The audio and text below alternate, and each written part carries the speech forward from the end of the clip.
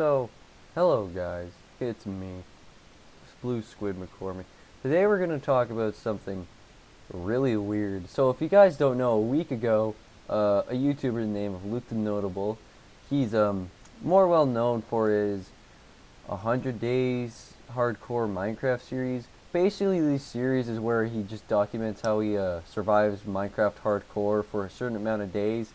And he's gotten up to like 2,000 days now and is probably working on the 3,000 days. He recently it came out actually.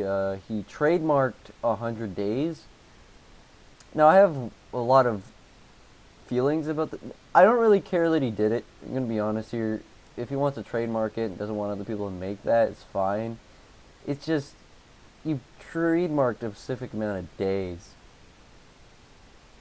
All you're really doing is making it where people can't make a video centered around 100 days.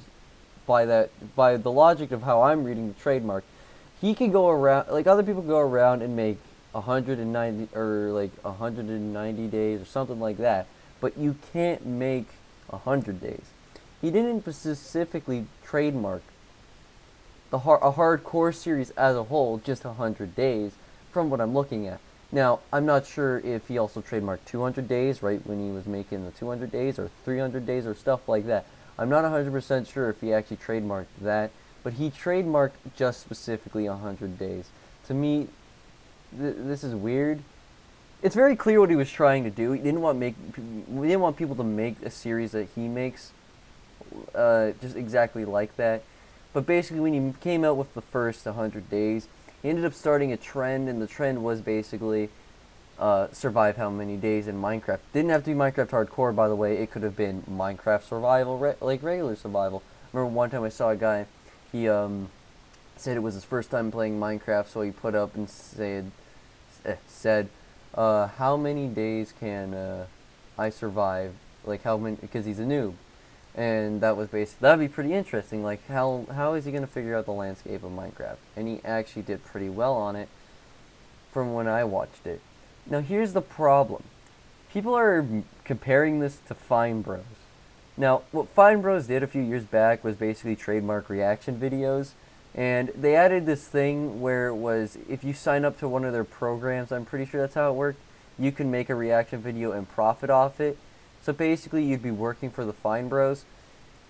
This was stupid, and the reason was this was genuinely a whole platform, like a whole genre of video. Basically, reaction videos are really big. Not as much now. I don't watch them as much as I used to. I remember back in when reaction videos were big. I used to watch Blasphemous HD, and who else would there be? There was one other guy. I forget his name. Chevy, I think that's his name. I could be wrong. Correct me in the comments what that guy's name was. He does other videos as well, mainly reaction, but he also talks about certain topics. Recently, he doesn't get much views as he used to and all that. That's because reaction is pretty much dead nowadays. Reaction isn't the biggest thing. But back in, I think it was 2016, it was pretty big. Reaction was, like, really important on the YouTube landscape. Like, the amount of reaction videos you would get popped up in 2016 was a lot. 11-year-old me watching all those reaction videos. And now they're gone. But basically, the reason people had a problem with trademarking 100 days was because basically it was sort of a trend. Now, honestly, there wasn't many people making these kind of videos. It wasn't as much as, like, reaction videos were. It wasn't as big as that when it came to people making this. But, like, the videos that made the most views really of 100 days and sort of these things like this was Luke the Notable's videos. His videos had gone up to, like, almost 50 million views on those things. And that's a lot. But there were a few YouTubers that did make other videos like it. I've seen it, and honestly, people are making a big deal out of this solely on they think it affects the YouTube landscape a lot. Let me explain. Think of it this way. Let's say I trademarked Let's Plays. I trademarked a Let's Play, and I basically, that's a whole lot of, like, that's a huge part of the YouTube landscape. And for me to trademark Let's Plays would be horrible. And that is where I'd be affecting people financially. Because that's the biggest problem. Some people have been complaining about how, oh, this could affect people with the revenue they can get. If you're doing this, there's a lot of people that make these videos. Things like Let's Plays are an example. But 100 days videos aren't. Because here's the thing. 100 days videos, not that many people make it. It's not that big of a genre of video. And if Luke Thenotable wants to, he has full right to trademark it. The only thing I don't understand is you were clearly trying to trademark the whole series as a whole, but why would you do 100 days specifically? Because if someone could go and make 101 days, and then you try to trademark that, and then they'll be like, no, it's fair use because it's not 100 days. You're trademarking specifically 100 days, so you're not actually going ahead and doing anything with that trademark. People can exploit that trademark and find ways around it. Unless you decide to go out of your way and trademark every number of day, like every amount of days, then there's no way you can actually take that kind of video down if you're just going to. If you wanted to do, if you wanted to trademark days videos like that, you could just say days videos instead of just 100 days videos. Maybe you would have something. You should have trademarked something, like, you should have trademarked more than just 100 days if you're trying to make sure people don't make those videos.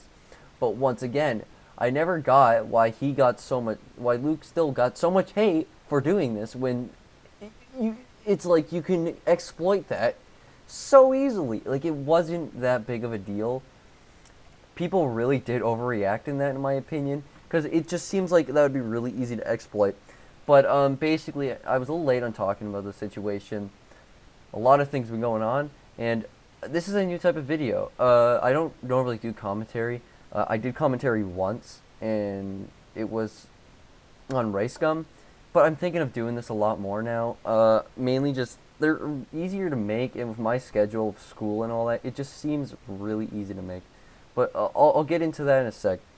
I just want to say I'll just say my final stance on the Luke Noble situation. It really was overreacted. He didn't get affected by this in any way, and when it came out, like, the next day, he took off the trademark. And honestly, it wasn't, people are saying he was honorable and he knew his mistake.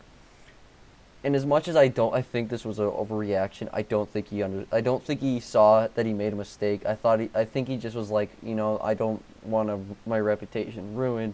He already kind of ruined his reputation because people overreacted on the situation. But I don't think it was that, I'm doing the honorable thing and taking away it, and then I realized I made a mistake. He didn't realize he made a mistake. He knew what he was doing, and he just was like, he got caught. So he goes back on it. That's all it really was. He just did that because he was caught.